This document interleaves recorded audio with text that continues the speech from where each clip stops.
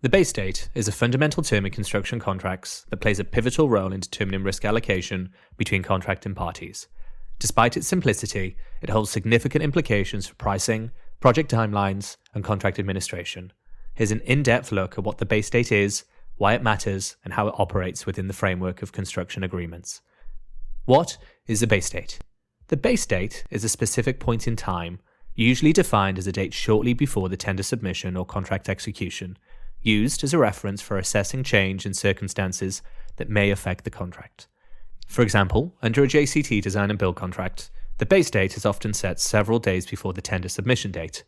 This ensures both parties are operating under a common understanding of the project conditions at the time the contract terms are agreed. For those looking to master concepts like the base date and other critical elements of construction contracts, Metroun Learning offers tailored resources to deepen your expertise. Take a look at metroun.co.uk. So, let's look at the role of the base date. The base date is essentially a risk allocation tool. It serves as a dividing line between the risks borne by the employer and those borne by the contractor. Any changes to legislation, site conditions, material availability, or pricing that arise before the base date are typically the responsibility of the employer. Conversely, the contractor assumes the risks associated with changes occurring after the base date.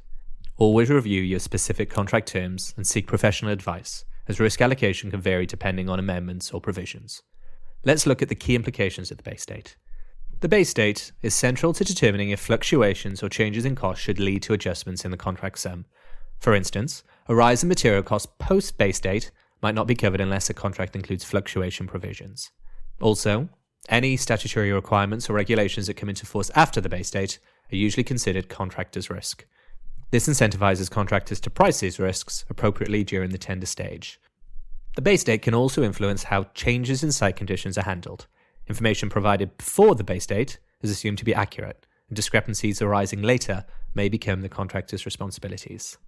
Here's some key tips for you to take away. The base date must be clearly stated in contracts to avoid disputes. Both parties should assess potential changes that could occur post-base date and account for them in the tender or project planning stage. And in complex projects, seek professional advice to ensure the base date aligns with the project risk profile.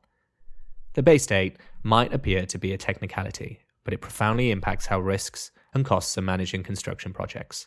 By establishing a clear baseline for assessing changes, it promotes fairness and certainty between the employer and contractors.